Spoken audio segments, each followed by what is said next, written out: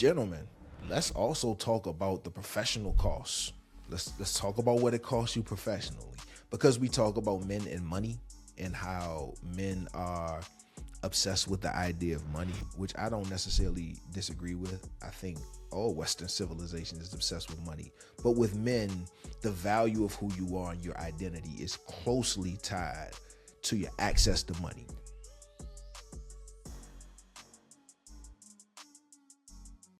You know what? Can we talk about safety a little bit more? Because I feel like I kind of brushed past that, but that's important because there's different types of safety. Now, there is the emotional safety where you surround yourself with people who pour into you, who love you, who feed your soul. And then there's another emotional safety where you don't really engage with things that threaten your comfort. If it threatens your comfort, you avoid it at all costs. Surrounding yourself with people who love you, that's a great kind of emotional safety. Staying in your comfort zone can potentially be a dangerous type of emotional safety. And let me tell you why. My freshman year of college, my first macroeconomics class, my professor said there's no such thing as a free lunch. Nothing is free. And when it comes to emotional safety and staying safe in a way that could be dangerous, that's not free. It's going to cost you something. And I want to talk about the emotional cost of doing that, of making sure you don't impede on anything dangerous. You're gonna have to run them pockets, son. 1,000%. Here's how it looks. By staying in a place where you don't really challenge yourself or you don't allow yourself to be challenged deeply, you stunt your growth. It puts the lid on the jar of how much you can grow, who you can be, and who you can become. Think about it. If you only keep the things that you know and you're familiar with, you don't try anything different. You don't step out on a limb to do something that frightens you just a little bit. You don't take as many chances. And when you don't take the chances, you don't get the different rewards. It can leave you in a place of just sticking with the part of yourself that feels most familiar. Just like the speaker was saying, you scared to shed old skin because you're terrified to let go of what is. And that's because you can't really conceptualize the bigness of what may be on the other side. That's the dangerous part of it, man. Staying on a porch like that. The only thing you'll ever know is the porch. You'll never know the outside world. You never know it's another playground right down the street with kids you never met before who can become your best friends. That type of emotional safety costs you, man. You never stretch with that type of emotional safety. It makes you fear the possibility of being wrong. I just had my oldest daughter. We just had a parent-teacher conference. And her teachers are so proud of her because she's doing better in math, but she's taking risks. She raises her hand and she gets the answer wrong sometimes. And I'm so proud of her for raising her hand and getting the answer wrong. That might sound crazy to some of y'all out there, but that speaks to the emotional safety part. Because since she was a little baby, she's the person who'd rather be quiet than be wrong. She does not want to get the answer wrong. But when she doesn't get the answer wrong, she doesn't get her perspective challenged. Or she doesn't get the satisfaction of understanding that the thing she originally thought was the right answer. You had it all along. And it affects the confidence when you don't get to try and fail, try and fail, try and fail, try and succeed a little bit. Oh, we got some momentum, y'all.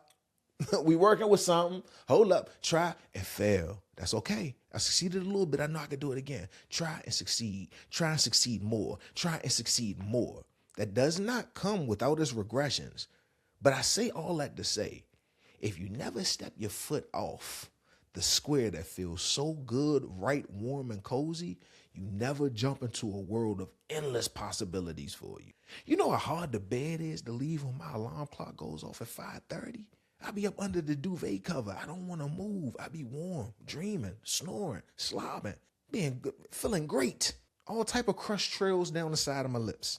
However, it's stuff in the world that I need to get to. And if I don't leave the comfort of my mattress and that warm duvet that my wife spent God knows how much on, don't kill me if you hear this, babe. But if I never step out of that comfort, I never get to do anything like this. I never get to interact. I never get to grow. I never get to be anything than what I've always been. So one type of emotional safety I would love for you to walk toward the communities that love you and embrace you.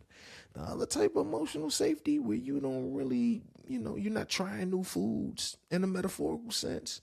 I want you to challenge that. Challenge that, man. Challenge that. Order something different off the menu. Give it a chance to surprise you. Gentlemen, let's also talk about the professional costs. Let's talk about what it costs you professionally. Because we talk about men and money and how men are obsessed with the idea of money, which I don't necessarily disagree with. I think all Western civilization is obsessed with money. But with men, the value of who you are and your identity is closely tied to your access to money. And staying safe costs you professionally. Man, let me go back to my corporate America days. I can remember it like it's yesterday. Stupid questions about weather.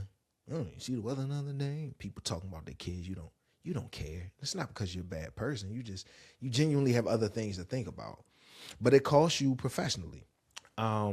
What about when you are in an end of the year review and you think you've been doing a bang up job? I mean, an absolute bang up job. You think you crushing it. In the end of the year review, your mark says needs improvement. Needs improvement on what? And then you get to talking to your immediate supervisor about what you need improvement on, and you're not open to the feedback. Now, granted, sometimes it could be some bullshit. It could be a tactic where they just saying you need improvement so they don't have to give you a raise. But there are opportunities to learn when you're sitting down and you're hearing things about your performance that you may not see. Remember, the blind self, things that other people may see about you that you may not be privy to just yet. How you react, how you respond in those moments are really key to the trajectory that you have and how you can move up the ladder in those spaces. I want you to think about an athlete real quick. Let's take it from the boardroom back to the field or back to the court. And an athlete, completely messes up a play and the coach calls him over. Come over here, son. And the coach talks to him. There's different types of athletes, but there's two that we be seeing on the sideline. One, when the coach is jawing, he just getting at you, he digging into your skin and he telling you everything, son, you know better than this. It's not the kind of program I'm running. And the athlete looks right at him and he just nodding. Yes, sir. Yes, coach. All right, I'm do it different next time. All right. He takes that moment and he becomes a coachable young man.